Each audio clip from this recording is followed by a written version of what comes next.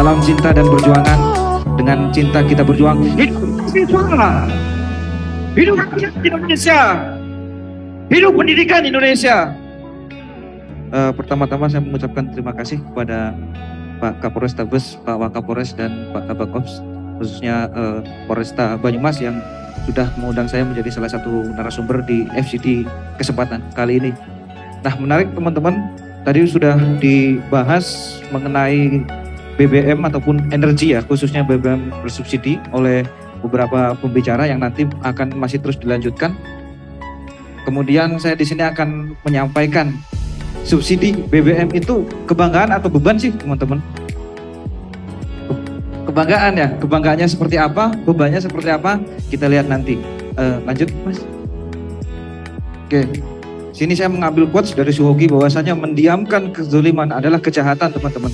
Oleh karena itu sebagai mahasiswa, kita senantiasa harus memberikan nalar kritis kita manakala ada suatu kezaliman ataupun kesalahan yang dilakukan oleh siapapun itu.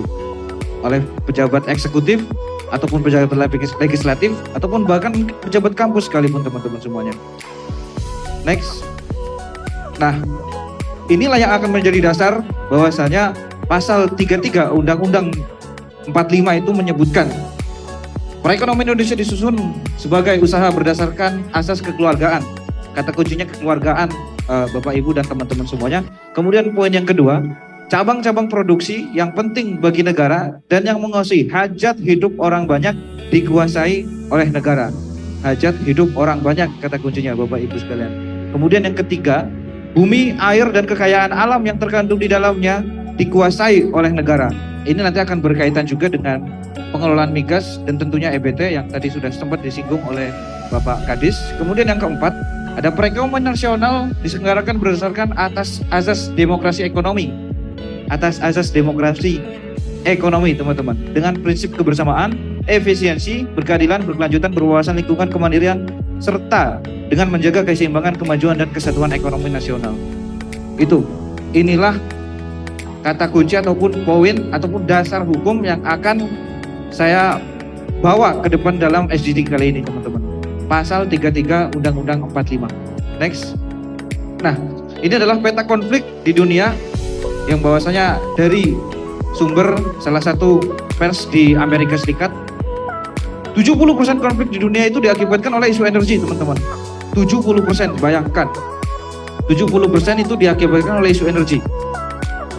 Nah, oleh karena itu menarik untuk membahas isu energi ini, bukan ketika cuma harga BBM naik saja baru isunya ramai. Isu energinya itu apa sih sebetulnya itu kan? Sekarang yang digembur-gemburkan pemerintah adalah RUU EBT ataupun EBT ya. Tapi nggak tahu RUU-nya sudah disahkan atau belum. Setahu saya masih dalam prolegnas. Cuman keseriusan pemerintah yang saya tanyakan adalah ketika menggembur-gemburkan terkait dengan energi baru terbarukan, yang ingin saya tanyakan tadi kepada Pak Sugeng sebetulnya adalah sejauh mana pengawalan RUU ini teman-teman, daripada membahas RUU yang masih kontroversial, masih bermasalah teman-teman. Next. Nah, ini ada pengaruh geopolitik dunia terhadap harga BBM tadi yang sudah disampaikan juga oleh beberapa narasumber terkait energi minyak. Yang pertama, elit penguasa, elit politik, elit pengusaha. Tiga geng ini adalah tiga yang benar-benar sangat mempengaruhi kondisi migas ataupun bahkan mungkin kondisi perekonomian di suatu negara. Kemudian geopolitik dunia, jelas di sini. Antara konflik Rusia ini baru konflik kecil ya, Rusia dan Ukraina. Baru dua negara ini, belum ketika nanti negara-negara adidaya itu saling berkonflik teman-teman. Seperti apa dampaknya? Kita di sini tadi sudah disebutkan juga sama Pak Kadis bahwasanya sejak 2003 Indonesia sudah menjadi negara net importer. Nah, yang menarik di sini juga adalah peran Pertamina nanti sebagaimana dalam subsidi ini, subsidi BBM, kebanggaan atau beban sebetulnya. Ada yang ketiga, high risk, high technology, high capital. Terus bisa next Mas. Skenario global terhadap Pertamina. Nah, inilah yang saya maksud sebagai semalakama Pertamina dalam isu kenaikan BBM ataupun penyesuaian harga. Yang jelas ada segitiga di sana, ada kuota, disparitas harga dan keuangan. Pertama, Undang-Undang 22 Nomor 2001 tentang migas. Nah, sebetulnya saya juga mau mempertanyakan kepada Pak Sugeng ya selaku Ketua Komisi 7 tadi, bahwasanya di sini jelas dalam Undang-Undang 22 Nomor 2001 ini yang jelas pro asing teman-teman. Bahwasanya dalam prosesnya saja itu didanai oleh asing, yang tentu di sana akan melahirkan kebijakan-kebijakan yang pro asing tentunya. Nah, dari Undang-Undang 22 nomor 22 2001 ini menghasilkan dua badan yang biasanya disebut dengan bosnya Pertamina, teman-teman. Bosnya Pertamina di hulu ada yang namanya dulu BP Migas, kemudian ada sekelompok masyarakat yang melakukan JR, digantilah namanya menjadi SKK Migas. Kemudian yang kedua ada Badan Pengatur Hilir Migas atau yang biasa dikenal dengan BPH Migas. Nah, mungkin sering dijumpai juga di teman-teman mahasiswa Purwokerto ya. Saya dari Semarang tapi saya juga dari Cilacap. Bahwasanya setiap malam pasti kita kesusahan mencari BBM khususnya Pertalite. Betul teman-teman? Nah, menariknya di sini siapa yang disalahkan? Pertamina, teman-teman. Padahal di sini jelas ada Badan Pengatur Hilir Migas. Di mana peran mereka ketika stok BBM subsidi ini kurang? Dan ketika tadi dibahas juga mengenai kita adalah negara importir, bahwasanya kita kebutuhannya sekian 1 juta sekian barel per day, sementara produksi kita 600.000 sekian barel per day. Artinya apa teman-teman? Ya wajar kita menjadi negara net importir. Nah, yang menarik di sini adalah di mana peran SKK Migas? Yang bagaimana jelas terakhir di Blok Rokan yang sudah dinasionalisasi aset yang dipegang oleh Pertamina. Tapi mana? Dari tahun ke tahun produksi migas kita, produksi minyak kita malah semakin menurun. Di mana peran SKK Migas? Kemudian ada disparitas harga juga. Tadi sudah banyak dibahas ya oleh para pembicara yang lain. Ada perbandingan harga dengan harga keekonomiannya. Kemudian kuota, tadi udah kuota juga udah sempat saya bahas juga. Terakhir keuangan teman-teman. Keuangan tadi regulatornya adalah bukan Pertamina sendiri selaku BUMN, tapi Kemenkeu ataupun Kementerian Keuangan ataupun pemerintah melalui Kemenkeu. Kuota juga sama yang mengatur. Ya, jadi sebetulnya Pertamina ini di sini si malakama posisinya teman-teman. Kalau saya sering diskusi dengan Mas Brasto, ya Pertamina cuma operator gitu loh. Pertamina cuma operator, jadi sering-sering disalah-salahkan, tapi ya sejatinya nggak salah-salah. Saya next Mas. Nah, ini kondisi sektor hilir migas nasional. Saya mengambil dari Reformer Info. Nah, di sini kondisi sektor hilir migas nasional itu didominasi jelas yang pertama ada industri, transportasi, rumah tangga dan komersil. Bagaimana dalam million ton oil equivalent di 2022 ini kita di industri yang paling banyak, kemudian yang kedua transportasi, kemudian yang ketiga baru rumah tangga. Bisa di next Mas. Nah, inilah produksi BBM dalam negeri teman-teman. Produksi BBM dalam negeri dan impor BBM dalam negeri. Masih sama saya dari Reformer Info. Bahwasanya dalam barel operasional per day yang realisasinya itu di tahun 2020 itu 691.000, targetnya adalah 767.000 sekian. Nah, di sini teman-teman, di produksi BBM dalam negeri ini jelas ini seiring dengan perkembangan zaman teman-teman. Yang bagaimana dulu mungkin motor awal mula motor terjun booming itu hanya orang-orang kaya saja yang punya. Lama-kelamaan motor sudah banyak orang yang punya. Kemudian kesini mobil mungkin awal-awal hanya orang-orang kaya yang punya, tapi kesini makin banyak mobil-mobil pribadi. Nah, artinya apa teman-teman? Konsumsi bahan bakar ataupun konsumsi minyak ya tentu jelas dari tahun ke tahun akan semakin naik teman-teman. Akan semakin naik seiring dengan satu, pertambahannya populasi manusia, dua, pertambahannya jumlah volume kendaraan teman-teman. Wajar kalau semakin hari semakin naik, tapi yang menjadi sangat disayangkan adalah produksi eksplorasinya itu semakin menurun malahan teman-teman. Nah, terus mau gimana? Impor terus gitu kan.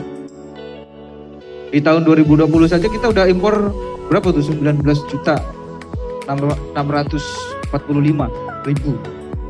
Nah, inilah menarik. Makanya saya mengangkat ini sebetulnya beban atau kebanggaan sih. Bukan cuma buat Pertamina ya, tapi buat negara teman-teman. Dan ketika nanti ada beberapa poin yang akan disampaikan di next selanjutnya adalah benar-benar berdasarkan data teman-teman. Saya tidak asal ngomong, tapi saya juga membawa data. Bisa dilanjut Mas. Nah, ini adalah stok BBM LPG per MOR ya. Marketing Operation Region. Nah, ini ada 8 MOR teman-teman di Indonesia. Nah, di Jawa Tengah dan DI Pak JM ya.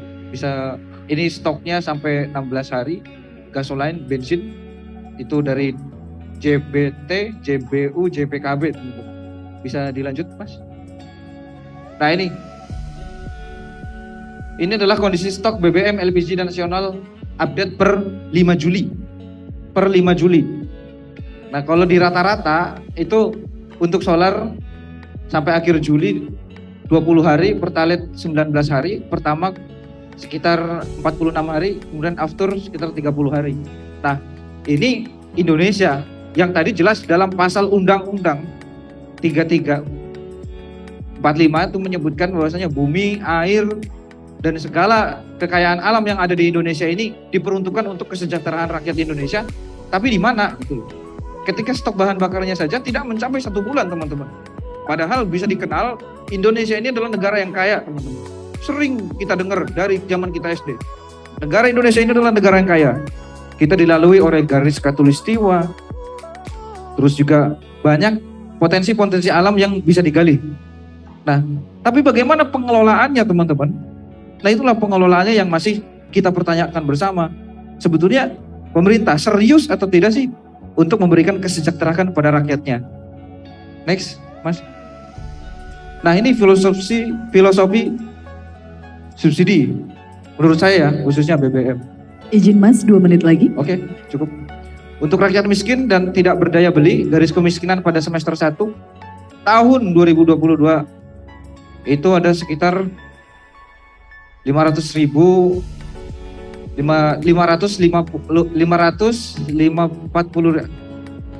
mana nih? Ya, oke. Terus kemudian selanjutnya berdasarkan BPS ya teman-teman. Itu di semester 1 di 2022 tuh ada 26,16 juta jiwa.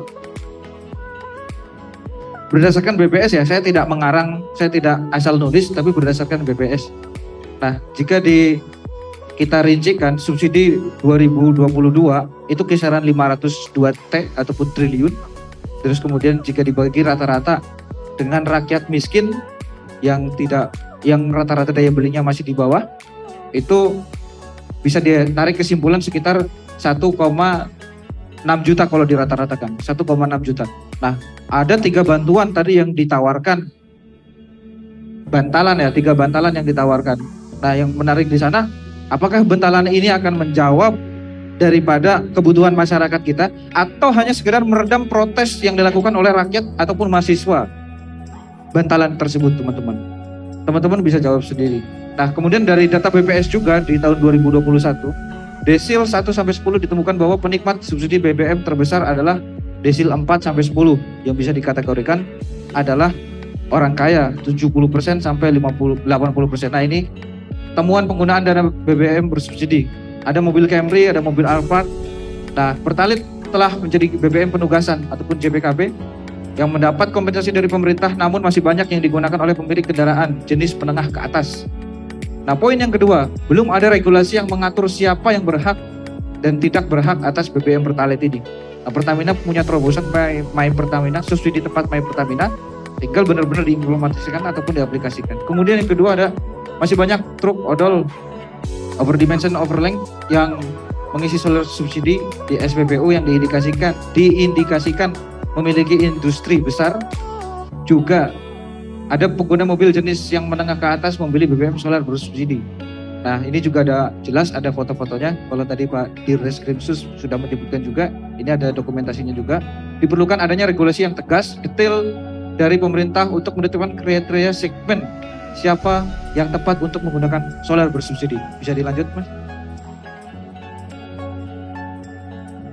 Nah, ini alasan BBM bersubsidi menjadi beban APBN adalah alasan yang cukup mengada-ngada teman-teman, bahkan cenderung menghina rakyat. Karena APBN adalah instrumen yang untuk mensejahterakan masyarakat. Hal ini sesuai dengan Pancasila dan amanat konstitusi. Terus di bawah juga ada pemerintah mengatakan subsidi BBM tidak tepat sasaran sekitar 70-80%. Penikmatnya adalah orang kaya. Namun kondisi ini telah berlangsung bertahun-tahun teman-teman. Kondisi ini telah berlangsung bertahun-tahun. Jika penyelewengan ini dapat diatasi, maka harga BBM bersubsidi tidak naik atau bahkan bisa turun teman-teman. Dan BBM dari APBN pun ikut turun. Sehingga harga BBM tidak perlu naik. Ternyata bukan mencari solusi.